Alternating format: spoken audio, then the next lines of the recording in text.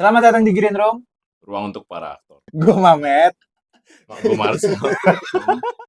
Green Room ini untuk para aktor bisa bercerita. Oke, siap. Ruangan untuk bisa berbagi. Ruang untuk beristirahat. Ya kan? Green Room kan buat para talent tuh bisa buat istirahat, bisa buat make up, bisa buat betul. makan, Ini bisa terlalu buat memang ini. bisa baca skrip, bisa ngobrol, ngebangun chemistry dan lain-lain. Ya nggak? Setuju kan? Betul, setuju. Nah, kali ini kita kedatangan Alam Jae. Seorang aktor film dan teater. Yes. Asik. Lam, lu Oke. ini nggak sih? Canggung nggak sih lo kalau dibilang aktor ya? Enggak Lu sih kan emang. aktor gitu. Ya emang. Mau gimana dong ya gue gue ada di dunia itu. Ya kalau misalnya gue, Lam lo kerjanya apa? Aktor. Karena orang bayangan orang aktor itu kan kayak yang udah punya nama gede itu kayak itu baru bisa disebut aktor kan. Oke. Padahal itu selebriti. Yes. Ya. Itu orang suka salah kaprah. Kalau aktor sama selebriti bedanya apa? Aktor. Selebriti bagian dari aktor. Selebriti itu statusnya. Status. Aktor. Mungkin orang-orang lebih terkenal kayak superstarnya lah. Diva. Kayak orang bilang artis. Lu belum punya nama. Artis tuh seniman. Nah, iya art. Nah, biasanya lebih kayak lo mau dipanggil aktor atau artis? Padahal aktor bagian dari artis. Kalau gue biasanya gue aktor. Aktor. Dibanding kayak gue lebih ke artis. Gue sih artis. Oh iya, lu artis ya. Gue aktor iya, musisi iya. Multi talenta ya. Iya dong. Gak bisa buku balas. Enggak dulu. Oke Lam, lu pertama kali terjun di dunia aktor gimana Lam? Apakah kan ada orang yang kayak dari kelas acting segala macam, ada yang mulai dari extras. Oke. Akhirnya berkembang tuh. Kalau misalnya gue dulu, gue sama sekali nggak pernah nyentuh di dunia seni, men. Gue nggak pernah nyentuh di dunia seni. Gue bener-bener jauh dari seni. Nah, pertama kalinya adalah gue itu diajak sama orang yang ada di dalam komunitas acting. Kayak ngajak gue, Lam lo mau nggak coba untuk main film pendek? Gue kepikiran karakternya tuh kayak lu mau nyoba nggak? Ini kapan? Itu tuh di 2020 Desember. Iya, pada saat itu jadi kayak ya udah dibayar kolam. Menarik. Tapi gue kerja Sabtu Minggu dong. Berapa tuh Lam? Lumayan. Abis itu Sabtu Minggu. Abis itu kan gue masih kerja tuh kayak ya udah deh coba. Terus kayak ini gue buatnya biar simple. Namanya Alam kok, ini kayak karakternya kamu banget lah, dan untungnya emang main-main sama orang-orang yang gue kenal semua. Nggak canggung buat di depan kamera yang lo nggak pernah, lo kerja kantoran nggak pernah ngeliat muka lo sendiri kan. Terus ketika lo syuting lo apa ya namanya, kayak lo ngomong sesuai omongan lo ditata, dialognya, terus Itu perasaan lo. Itu ketakutan pertama gue, Met. Gue nggak suka hafalan. Gue itu dari dulu gue itu lebih ke IPA, lebih ke matematika, logis. hitungan, ke logis. Sumpah, gue takut sama hafalan. Gue bodoh menghafal. Nah, tapi di situ gue dikasih tahu.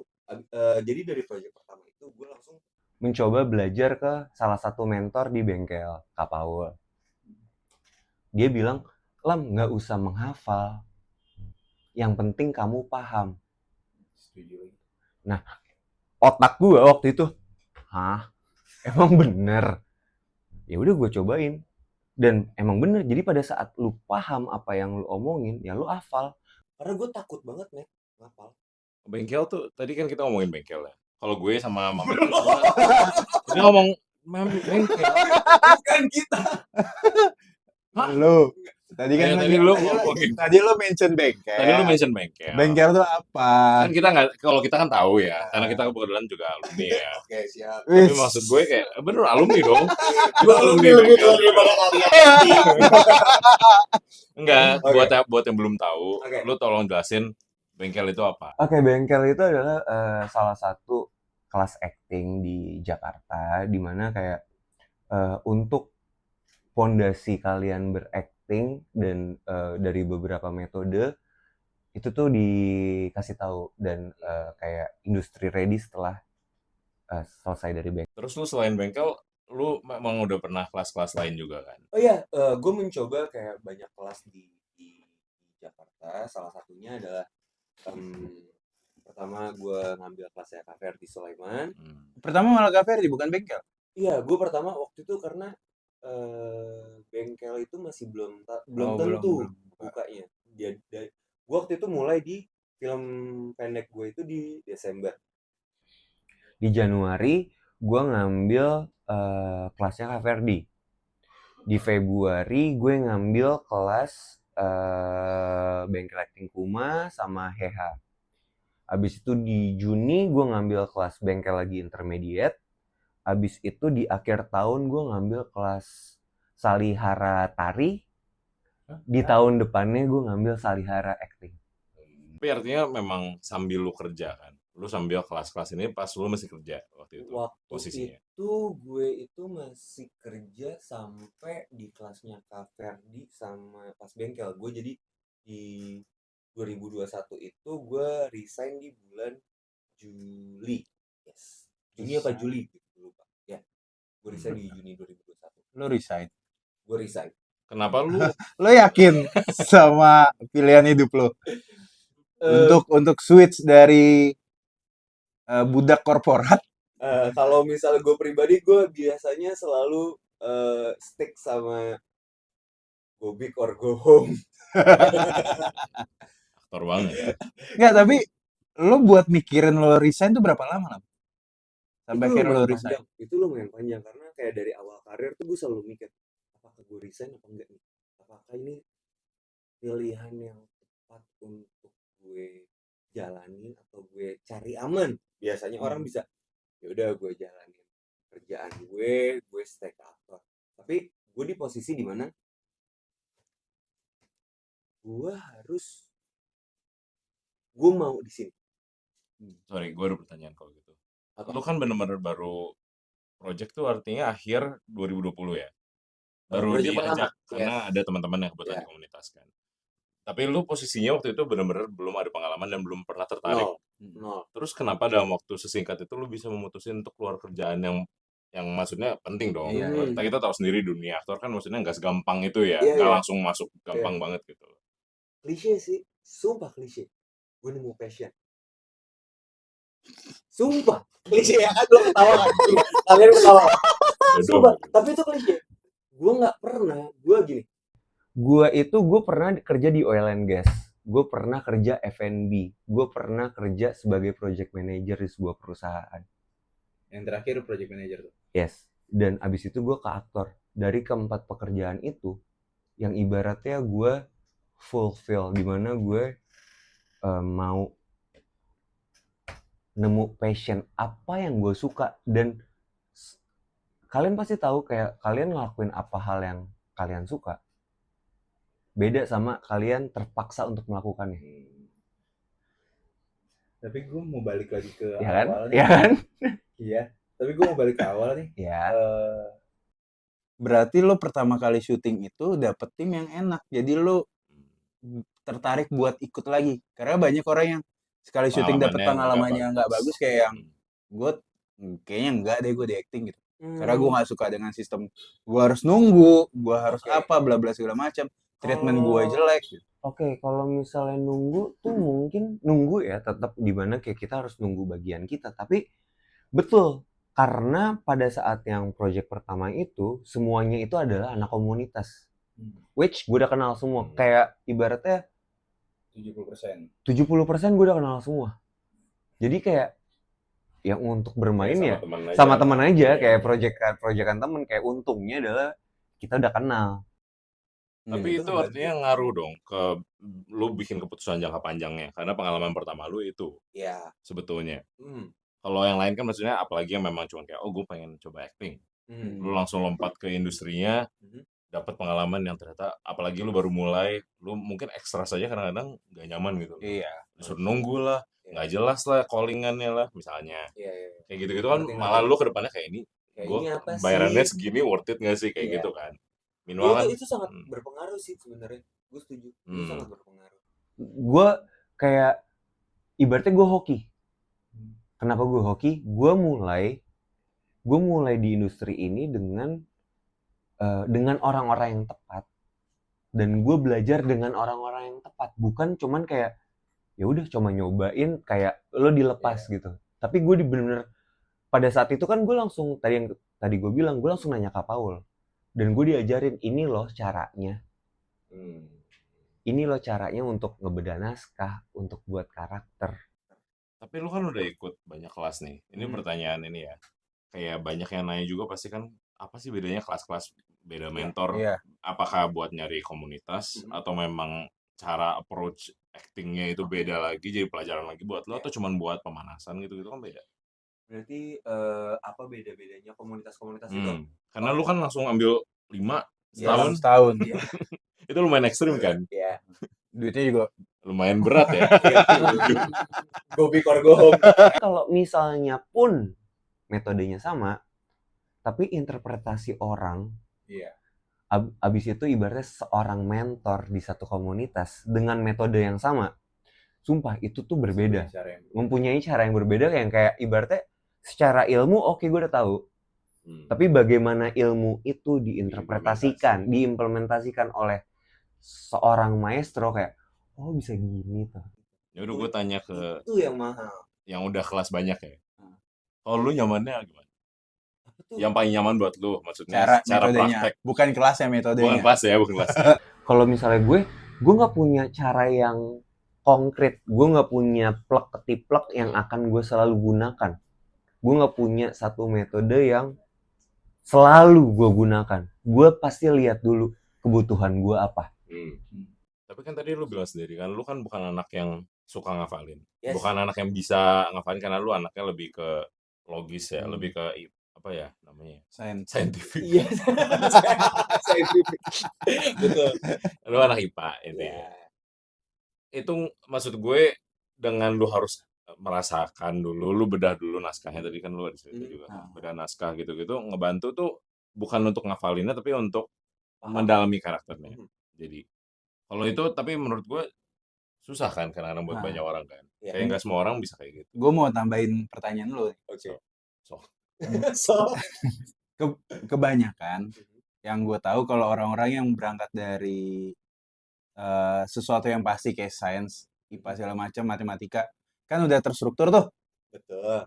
Susah untuk merasakan kan. Betul. Gimana cara lo masuk ke acting yang selalu memakai perasaan lo?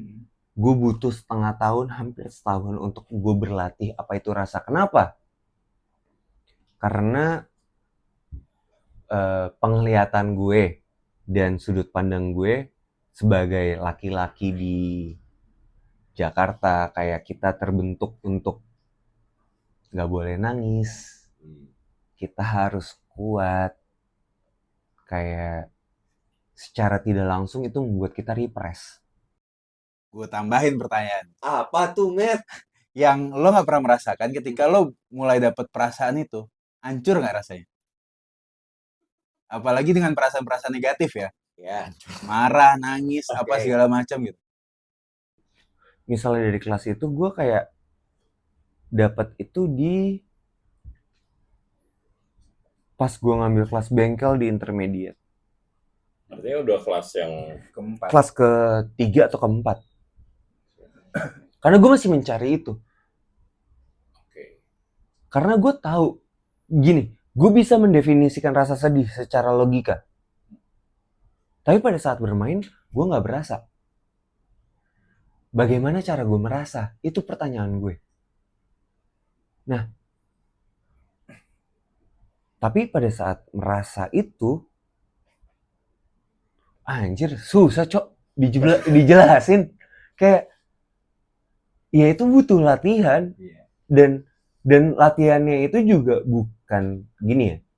Latihannya itu bukanlah pada saat kalian kelas. Karena Seharian. nah itu karena yang gue dikasih tahu adalah aktor itu untuk lo berlatih adalah lo melatih keseharian lo. Lo harus tahu, lo harus mendefinisikan rasa lo tiap hari. Kalau misalnya lu dapat project nih, Oke. karakternya udah bedah naskah nih ya. Oke. Lu dapat karakternya ternyata Orang orangnya depresi. marah, depresi atau Iya. sedih terus kayak gitu. Kan lu mau ngolah rasa itu dengan sehari-hari lu kan lu latihan di keseharian lu kan tadi lu bilang. Tapi kan itu agak mengganggu mau nggak mau ya. Karena lu harus masuk ke rasanya juga dong. Bagi gue adalah messenger di mana gue memberikan pesan mereka, apa yang mereka rasakan. Karena nggak setiap orang kan pernah merasakan apa yang lo rasakan. Simple deh, kayak kita cerita, ya elah gitu doang. Belum tentu. Iya. Itu tuh Belum gue tentu. dulu sih dengar kata-kata itu biasa aja, tapi Biasa aja, tapi sekarang sekarang dalam nggak kan. kayak- Pada saat lo udah menekuni di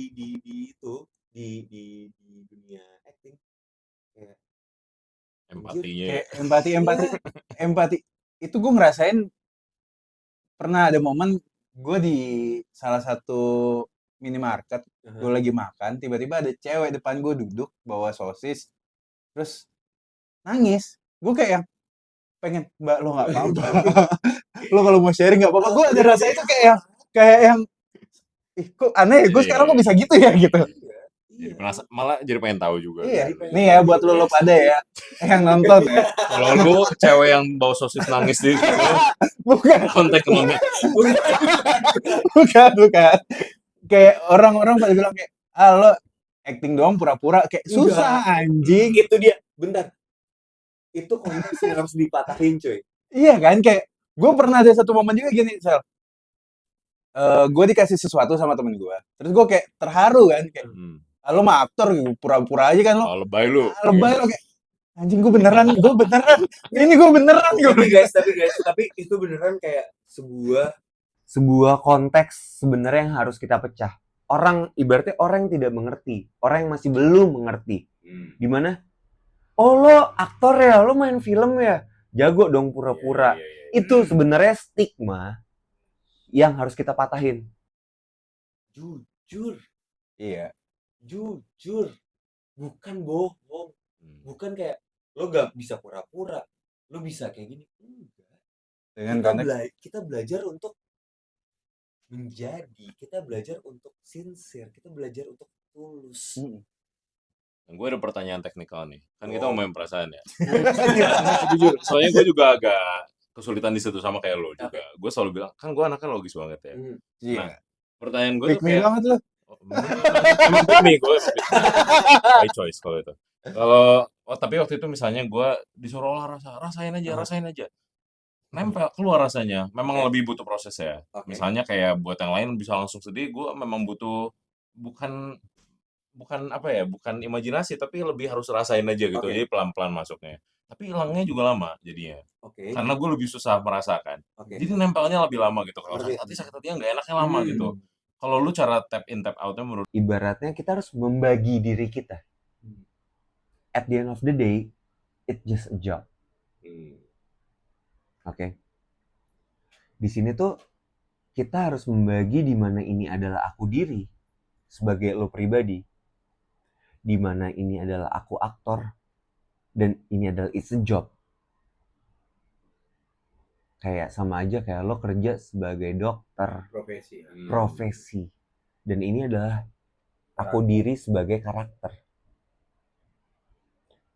Dan dimana pada saat lo ibaratnya menyenggol semua ini, menurut gua untuk balik itu lo harus tahu diri lo.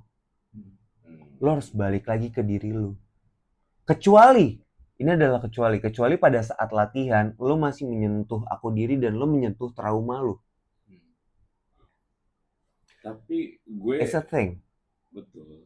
It's a thing dan itu harus ada orang-orang yang memang lo percaya, dan lo pun juga harus percaya sama tempat di mana lo latihan, di mana itu tuh safe space di mana lo bisa untuk mengeluarkan itu, dan di mana orang-orang itu bisa mempunyai tanggung jawab untuk menenangkan lu. Bukan hanya keluarin trauma lo, abis itu trauma lo keluar, gue cabut. Oh, itu tai. menurut Tai. gue salah. Oke, sekarang gini, lu dengan itu aku diri, aku aktor, dan aku karakter. Oke. Kan kalau di karakteran tuh ada triggering sama totem. Trigger buat Oke. yang gue tahu ya, Oke. trigger buat masuk ke karakter Mhm.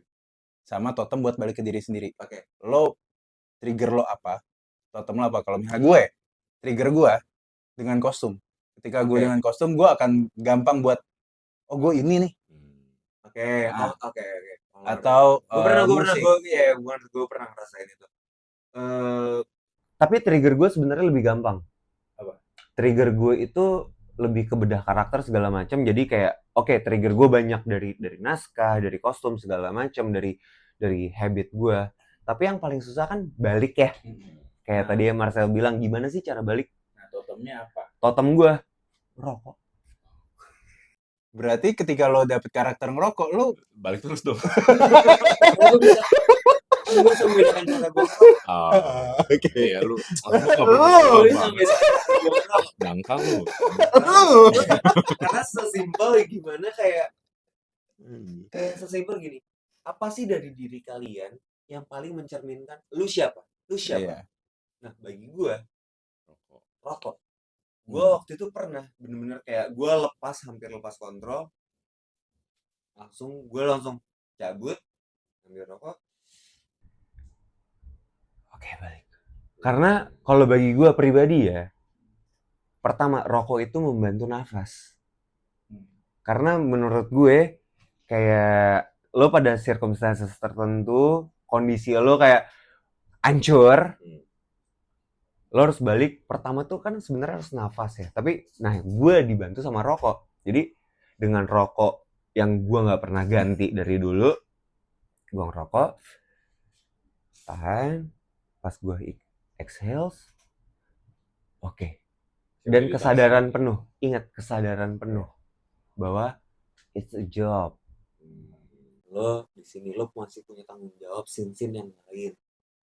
Lo kerja di sini bukan cuman gara-gara satu scene yang berat.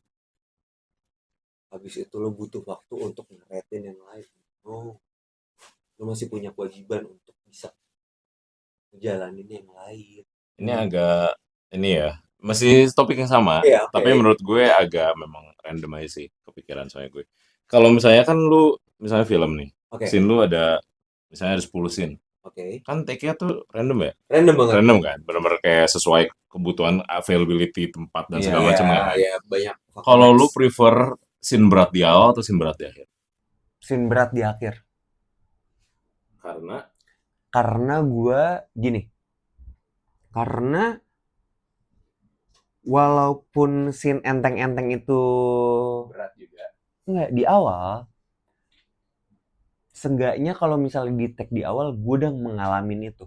Udah tahu kejadiannya seperti apa. Kejadiannya seperti apa. Jadi lebih sesuai alur cerita karakter. Sesuai Jadi alur. build up-nya tuh Yes, lebih build jelas. up-nya akan lebih gampang, dan pada saat kita nge-take di scene berat, recall memorinya akan lebih jelas, akan memperbantu lo imajinasinya untuk scene-nya terjadi seperti ini. Lo nge-recall memorinya nggak abstrak. Dan kalau misalnya terbalik, bagi gue pada saat kalau misalnya lo udah mainin scene berat, abis itu scene awalnya nggak kayak gitu lagi, malah kayak aduh kok gue udah segini ya. Padahal harusnya emosi gue kalau misalnya gue mainin di sini, harusnya tuh yang di sini tuh harusnya lebih, tapi lo nggak punya kesempatan untuk mainin scene ini di emosi yang lebih.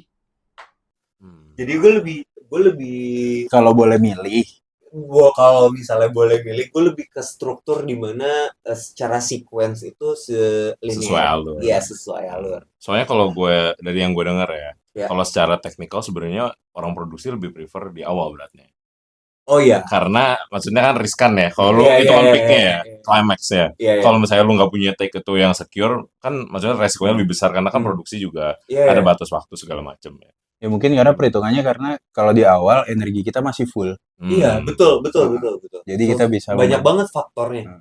Tapi pada saat Kalau karena ibaratnya kayak gue pernah nonton di Netflix gitu, kayak yang satu sequence gitu.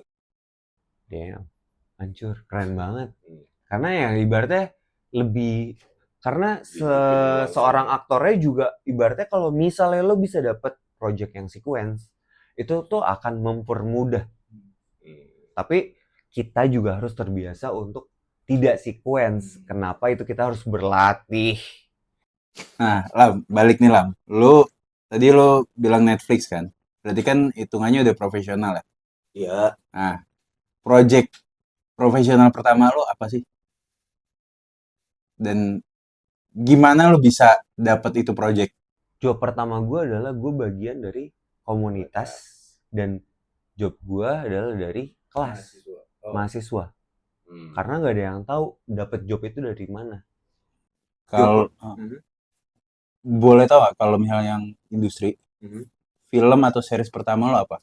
Kalau series pertama gue, series pertama gue adalah karena gue ngambil kelas Kak Ferdi. Waktu itu Kak Ferdi itu membuat film series pertamanya dia, dan dia itu membawa murid-muridnya dia untuk bermain di seriesnya. Nah, buat gue itu adalah pintu pertama gue untuk oke, gue mulai milestone gue naik nih. Milestone gue bisa ngerasain Yang profesional. profesional Iya, nih. iya, iya. Gue kayak bisa masuk. Nah, itu kayak oke, ini bagi gue ini ya komunitas. Tapi itu paid job juga waktu itu. It's a paid job. Hmm. Habis itu kedua, film panjang pertama gue. Dan ini gue bener-bener gak tahu. Gue cuman kayak ngelakuin kayak usaha semaksimal gue kayak oke, film pendek. Karena bagi aktor untuk bisa casting it's a job. Jangan malas casting. Ya. Karena itu adalah part of the job. Betul. Gue casting apapun. Gue dapat berita casting, gue casting. Oke, gue casting, gue dapat film mahasiswa. Dan gue nggak punya ekspektasi apa-apa. Gue cuman oke, gue pengen deliver cerita ini segala macam terpilih. Ternyata di film mahasiswa ini direkturnya itu lagi magang. Pada saat gue syuting di PH yang dia magang, direktur dan produsernya datang ke lokasi ngeliat gue acting. Seminggu 2 minggu kemudian gue di calling untuk kayak Lam, lo ada nggak kayak untuk mau nggak untuk casting dan screen test. Dan gue kayak gas. Dan gue mikirin bayaran berapa mas? Fuck it. Oh, lu nggak nanya sama sekali? Gue nggak pernah nanyain sama sekali. Pokoknya gue nggak peduli. Yang penting gue punya. Karena gini, yang paling mahal bagi gue adalah kesempatan. Kesempatan itu mahal. Jadi pada saat lo tahu nih, lo punya kesempatan untuk lo milestone lo lebih lanjut, ambil. Tapi mau itu berapa harganya? Gue udah pertanyaan juga sih, apalagi lu kan memang udah Banyak pernah nanya lu. emang tugasnya nanya ya, kebetulan ya. Apa tuh? Enggak, kan lu kan udah banyak film mahasiswa nih. Kan ada yang bilang kayak kalau mahasiswa kan maksudnya pasti ada budget yang tertentu ya. Maksudnya mereka juga kan ada limitnya gitu ya, karena mereka juga masih project ini kan buat sekolah ya. Yang bener tuh maksudnya fee seorang aktor untuk main film mahasiswa itu nge-cover apa aja sih? Untung syuting di mana? Pertama ya. Syuting di mana? Abis itu kayak readingnya berapa kali dan di mana? Abis itu lo mesti tahu secara ceritanya bebannya berat atau enggak. Secara ini cerita. Maksudnya role lu kayak lo bebannya apa sih? Nah, emosional atau fisikal? Emosional atau fisikal? Dua-duanya. Dua-duanya bisa banyak faktor. Lo harus tahu sebenarnya kalau misalnya gue pribadi, gue bisa ngasih free kalau misalnya emang gue suka ceritanya. Makanya itu banyak banget faktor. Lo harus tahu ceritanya dulu. Tapi kayak untuk tahu harga, seenggaknya gini. Iya. Tenang, tenang. Nggak apa-apa. Enggak, masalah kayak gini. Kayak eh Gimana? aktor itu kan adalah ujung tombak ya Iya. Yang terlihat. yang terlihat. Tapi kalau misalnya Kalian tidak menghargai aktor, kalian lebih kayak mendingan nyewa alat, kalian lebih nyewa tempat. Kayak ujung tombak kalian tuh aktor loh sebenarnya untuk bisa mendeliverkan cerita kalian. Tapi Lanjut, Ada lanjut. komen. kenapa Enggak, gue mau follow up questions. iya, tapi kayak kalau misalnya iya, dan kalian kalau misalnya emang mau aktor yang bagus ya Ada ibaratnya harga. harusnya harga, ada barang. ada harga dan barang. Oke, gini lah. Ya. Kan itu pengalaman gue. Kalau gue di Nah. film-film pendek, treatment mereka alhamdulillah oke ya. Oh, oke. Kalau Treatment mereka tuh sangat oke gitu. Ketika lo masuk industri yang lo bukan siapa-siapa, treatmentnya akan berbeda kan. Nah itu tuh kayak lo menyesuaikan lagi dan kayak mungkin ketika di awal-awal film pendek mahasiswa dengan treatment yang oke, terus lo masuk ke industri dengan treatment yang ya Kayak sorry, sepele gitu rasanya. sorry itu saya buat kita yang baru kan kayak lo siapa sih gitu. Ada beberapa produksi yang seperti itu, tapi ada juga produksi yang tidak pandang bulu, mau dia selebriti kah atau dia aktor pertama kali main di situ gitu. Itu nah lo gimana ketika lo masuk ke perasaan lo ketika itu gitu yang lo dengan tadi lo bilang project pertama lo enak terus masuk mahasiswa treatmentnya oke, masuk ke industri seperti itu. Kalau misalnya gue pribadi, untungnya adalah pada saat gue masuk industri, secara treatmentnya tuh sama. Untungnya nggak ada pembedaan, karena baik mungkin dari Kak Ferdi sendiri ya, di mana dia adalah seorang direkturnya membuat sebuah series, ya kan project pertama gue adalah series. Membuatnya adalah nggak ada tuh diskriminasi. Nah pada saat gue tapi gue melihat kayak gue cuman kayak dapetnya kayak gini doang. Nah gue ingat lagi apa yang gue pernah diajarkan, bahwa nggak ada karakter yang nggak penting. Bagi gue itu adalah semua penting, baik mau itu mulai dari level ekstras, dari lo supporting, lo mau main talent, oke itu dari lini aktor, mau lo director, mau lo PU, mau lo tim lokasi, itu tuh semuanya. PU tuh pembantu umum ya. Pembantu umum, tim produksi. Tapi kalau dari kitanya kan kita ngerti value kita ya, maksudnya sebagai aktor mau kecil mau ada lain mau enggak. Tapi kan dari eksternalnya kadang-kadang yang susah kan. Betul. Jadi kayak misalnya dari mau itu bahkan produksi pun kadang-kadang ada aja yang kayak ekstras gitu. Iya. Itu iya benar. Gue pernah dapat produksian kayak ekstrasnya banyak tuh kayak yang ditelantarin banget kayak yang kayak gitu ya, mereka segitunya ya gitu. Kayak duduk di apa namanya pelataran depan yang panas apa segala macam, terus mereka makan tuh kayak kita udah selesai makan baru mereka boleh makan gitu kayak sembako jatuhnya. Iya kayak Dimana lo menseratakan dimana itu diskriminasi yang real, coy. Real. Karena akhirnya itu terdelivery ke penonton yang kayak ekstra tuh nggak penting. Iya. Padahal gini, sorry to say ya, pada saat lo seorang aktor dan lo bermain sebagai ekstras, dan dimana ekstras itu aktor ya. Ekstras itu aktor loh. Dibayar juga. Dan gue tahu gitu beberapa project yang dimana menggunakan ekstras itu ibaratnya benar, dimana ekstras itu apa sih, balik lagi ke situ kan. Ekstras itu berfungsi untuk apa sih? Berfungsi untuk menghidupkan scene lu. Dan pada saat memang mereka benar, lo ngedirectnya benar, lo ngasih menyetarakan mereka, memberikan pengertian mereka yang benar, hidup lo. Dan dari beberapa project yang pernah gue tonton, wow, Ngaruh banget. hidup lo. Hmm. Karena apa? Karena mereka tidak membedakan. Mereka tidak membedakan mereka PU, mereka supporting, mereka ekstras. Karena mereka itu mempunyai porsi yang fungsinya Fungsi sama sama. di film bagi gue. Iya. Dan Kita sepakat. penting. Gue sepakat itu. Dan penting itu. Bukan berarti lu udah kelas segala macam, lu udah ngabisin duit untuk lo kelas. Masa lo jadi ekstras?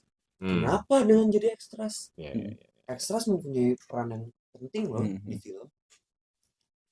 Oke Lam, gue ada 2 pertanyaan terakhir nih. Wah, apa Ini tuh? nyambung nih. Dari ekstras tadi, lo mending memang gak ada peran besar peran kecil ya, kita sepakat itu ya. Sepakat. Tapi buat di luar keaktoran atau di luar dunia film ada strata itu. Kita nggak bisa pungkiri. Sorry, gimana? Di luar orang-orang film dan para aktor ada stigma peran besar dan peran kecil. Oke. Untuk orang-orang awam. Oke. Ya. Lo kalau disuruh pilih 2 peran, 1 peran besar tapi biasa aja atau kurang berkesan buat orang, atau lo peran lo cuma 1-2 scene tapi lo membuat plotnya itu berjalan dan orang jadi kayak anjing nih gitu. Orangnya cuma muncul 2 scene tapi berkesan gitu. Aduh, kalau Berat ya. misalnya iya berat sih tapi kalau misalnya bagi gue ya Kalau misalnya bagi gue ya, gue nggak peduli lagi sama 2 hal itu. Gue lebih peduli di mana gue tepat Sesuai kebutuhan, mau besar mau itu kecil, yang penting gue tepat untuk mendeliver perasaan gue, untuk mendeliver message gue sesuai apa yang gue mainin. Menurut gue, karena bagi gue besar dan kecilnya sebuah peran itu nggak berguna. Karena dari awal gue belajar untuk kenapa gue ada di dunia acting itu adalah untuk belajar menjadi manusia. Dimana adalah gue belajar untuk mendeliver perasaan sebuah cerita, gue sebagai pembawa message. Itu yang penting gue. Jadi gue lebih penting bahwa gue akan lebih berpengaruh di mana ada orang yang melihat gue dan pernah merasakan situasi gue di dalam sebuah film. Dia tiba-tiba bilang ke gue, ya Lam, gue pernah merasakan seperti apa yang lo mainin. Iya, gue pernah merasakan itu. Itu lebih dalam buat gue. Bahwa gue kayak, karena bagi gue gak ada baik dan buruk di acting. Bagi gue tepat atau gak tepat. Dan target gue adalah gue tepat untuk gue bisa ngasih message. Nah, lo ngomong message. Dari pertanyaan terakhir nih, Pamungkas. Pamungkas ya. Karena lo bilang tadi message kan. Dari dunia keaktoran apa yang dari yang lo pelajari atau yang udah lo lakukan yang bisa lo terapkan di dunia nyata lo dan yang mungkin bisa berguna buat para penonton gitu kan, kayak kalau lo belajar acting apa benefitnya buat lo di kehidupan sehari-hari itu apa yang bisa lo bawa kayak misalkan kalau gue empati gue jadi lebih nyala. Oke. Kalau gue pribadi tadi sempat gue singgung di pertanyaan sebelumnya adalah belajar dari manusia itu yang benar-benar itu di kelas gue kayak pas kayak oke, gue pengen acting nih, gue dikasih tahu acting itu adalah untuk belajar jadi manusia, dan itu benar-benar ngerubah hidup gue. Kenapa lo belajar manusia? Dimana kayak hidup itu nggak hitam dan nggak putih. Iya, karena lo akan ada reason. Lo akan ada reason setiap apapun yang lo buat. Manusia itu akan ada reason setiap apa yang dia buat. Nggak ada orang jahat yang pengen terlahir jahat dan berpikir dia jahat. Enggak. Dia pasti punya pembenarannya sendiri. Dia pasti punya apa yang dia yakini. Dan kayak belajar sesimpel itu tuh bener-bener ngerubah sudut pandang gue di kehidupan gue nyata. Menurut gue itu nggak simpel lagi. Belajar jadi manusia tuh Nggak simpel, sulit, Lebih capek nggak ya. simpel. capek banget. Dan itu dia bener-bener ngena sama gue. Karena itu nggak sulit, tapi kayak terdengar simpel. Tapi pada saat lo kayak pikirin, pada saat lo ngedalamin, dan pada saat lo ngejalanin, nggak sesimpel itu, coy. Kedengaran simpel dan klise. Iya, kedengeran simpel dan klise, betul. Tapi pada saat lo ngelakuin, Kayak wow, Jadi sesimpel maksudnya acting itu belajar jadi manusia ya. belajar dari manusia. Kayak lo banyak main film, berarti lo sebanyak itu lo mempelajari manusia. Setuju. Thank you Yes. Alam. gila. Thank you for coming Alam. Terima kasih kembali. Intinya belajar jadi manusia, Belajar dari guys. manusia, guys. Lagi sampai ketemu di Green Room berikutnya. Ya, Bye-bye. bye-bye.